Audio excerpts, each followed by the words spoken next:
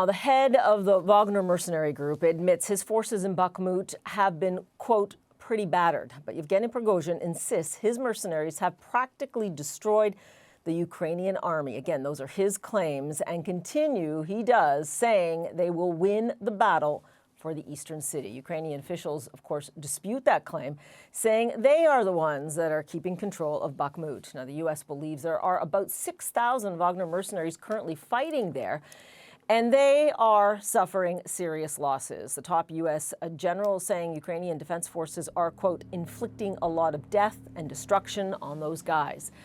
Ben Wiedemann joins me now from eastern Ukraine. And Ben, really curious to get your insights here. You've been on the ground there for a few days.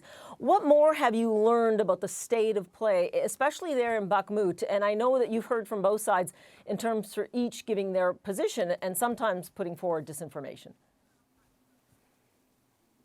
Yes, I mean, seriously, the situation is unclear. Back in January, we were almost every day in Bakhmut, but since the 21st of February, the Ukrainians declared Bakhmut a red zone, so volunteers and journalists simply cannot go there. So I can't tell you firsthand, but what we are hearing is that the Ukrainians are still controlling perhaps 40% of the city, that they have lost some ground over the last few weeks, but the Ukrainians insist that the lines, in their words, have stabilized. Now, what you have ongoing there is really, it's being called a meat grinder, you could call it a bloodbath.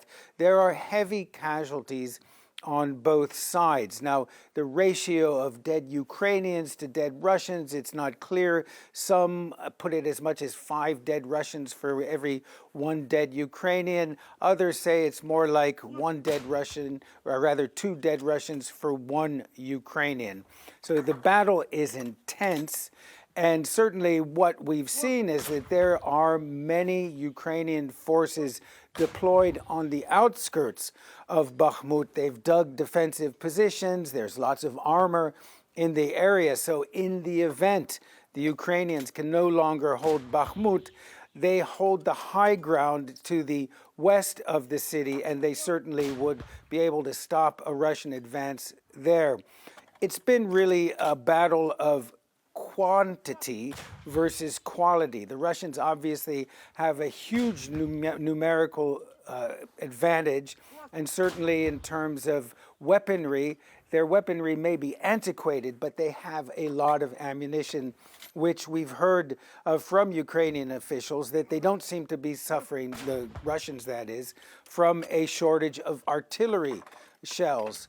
But certainly the situation is more or less stalemated, but at a high price to both sides, Paula. To both sides, and we have been hearing that quite clearly. We just went over what U.S. officials had said. I wonder what you make of the Wagner leader, Prigozhin. He admitted, okay, that they are battered.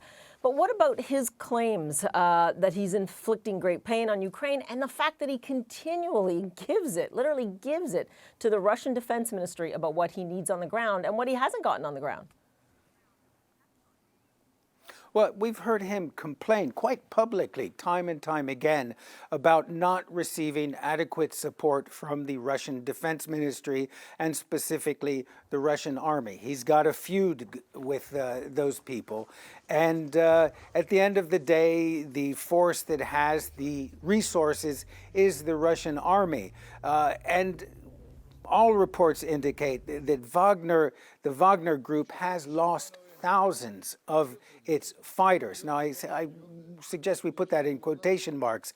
Many of them are simply convicts with very little in the way of training. And we've spoken to Ukrainian soldiers when I was here last January, who said that the Russians use a very specific tactic. They will send waves of this basically cannon fodder, convicts and others, poorly trained people forward to allow for the Ukrainians to open fire. They expose their firing positions, and then better trained, better equipped Russian troops will then focus their fire on the Ukrainians. So it comes at a very high price to the Wagner group, but it's also inflicting a high cost on the Ukrainians. But Prigozhin, it's hard to say how much longer he can carry on with this feud with the Russian military hierarchy, and how much longer his military force can go on taking these high losses. Paula? Yeah, especially what may be to come in terms of a change to that stalemate as spring has now sprung in Ukraine. Ben Wiedemann for us on the Eastern Front Lines there. Appreciate it.